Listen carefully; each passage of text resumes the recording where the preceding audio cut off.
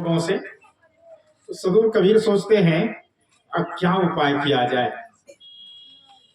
एक नगर वेश्या को बुलवाए, नगर वेश्या को बुलवाए और अपने साथ में लिए नगर भ्रमण करने निकला। अब स्वभावतः समझ सकते हैं जो इतने उच्च दर्जे के संत हैं और ऐसे संत किसी वेश्या को साथ में लेकर के चले तो लोग क्या कहेंगे, है ना। सदगुरु कबीर वेश्या को साथ में लिए नगर भ्रमण कर रहे हैं। लोग देख देख करके ठाका मारे, हंसे, मजाक हो रहा है। अब धीरे धीरे शिकायत होने लग गई, अरे ये तो ऐसे हैं, ऐसे हैं, ऐसे हैं, ऐसे हैं, है ना। जो लोग का व्यवहार होता है, भाषा होती है, अपने भाव में बोलने लग गए, संत की निंदा के भाव में। तो सदगुरु कबीर के यहाँ भीड़ कम हो गई। तो सदगुरु कबीर समझे कि अब हमको शांति मिली है। यदि ये युक्ति नहीं अपनाते तो शांति नहीं मिलती। नगर भ्रमण करके आए और आश्रम में फिर अपना साधना आरंभ कर दिया, अपना आराम से रहने लगे। भीड़ कम हो गई और शांति मिलने लग गई। तो वेश्या जो इनके साथ हुए, तो वेश्या सदगुरु कबीर के चरण पकड़ करके रोने लग गई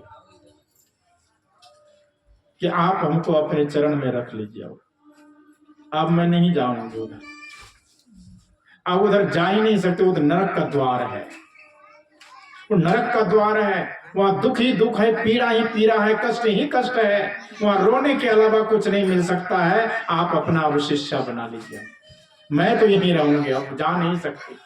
सदगुरु कबीर मने मन सोचते हैं ये तो हम दूसरे के लिए सोचे थे, ये तो हमारे पल्ले पड़ने लगे, अब क्या करें। सदगुरु कबीर सोचे कि चलो कोई बात नहीं है, यहां भी युक्ति है। कहा तुम्हारी यदि इच्छा है शिष्या बनने की बन जाओ, साधना करनी होगी। कहा गुरुदेव आपका आज्ञा सिर उधारे, आप जो कहेंगे, आप जो रास्ता बताएंगे उस पर चलने के लिए मैं अंतिम सांस तक तैयार हूं। सदगुरु कबीर की शिष्या बन करके साधना करने लग गई और साधना करते करते करते करते एक ऊंचे दर्जे के संत हो गई। वो वेश्या जो नगर वेश्या थी वो आज संसार के एक संत के श्रेणी में आ गई और सदगुरु कबीर के शिष्या के नाम से जाने लग गई। और वो साधना के मार्ग पर जब चली तो उनके साथ में लाखों लाखों महिला उनके शिष्या बन गई और साधना करने लग गई। सत्य क्या है, असत्य क्या है, इनके परख करने लग गई। और क्या खाद्य, क्या अखाद्य, क्या द्रष्टव्य है, क्या अद्रष्टव्य है, क्या श्रोतव्य, क्या अश्रोतव्य है, क्या सुनने योग्य, क्या नहीं सुनने योग्य, क्या खाने योग्य, क्या नहीं खाने योग्य, क्या देखने योग्य, क्या नहीं देखने योग्य है, क्या सुनने योग्य, क्या नहीं सुनने। ये ज्ञान जब उनको हुआ तब कहते हैं ये जड़ क्या है, चेतन क्या है, ये आत्मा क्या है, ये ज्योति क्या है, निरंजन क्या है, ये हंस कौन है, ये कौवा कौन है, बोगला कौन है।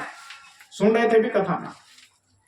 इस सब का एक एक का बोध जब होना शुरू हुआ, कहते ये कल्याण का मार्ग है, ये कल्याण का रास्ता है। यदि सदगुरु कबीर मेरे जीवन में नहीं मिलते तो ना जाने कितने नरक के कुंडों में हम अपने को जलाते रहते।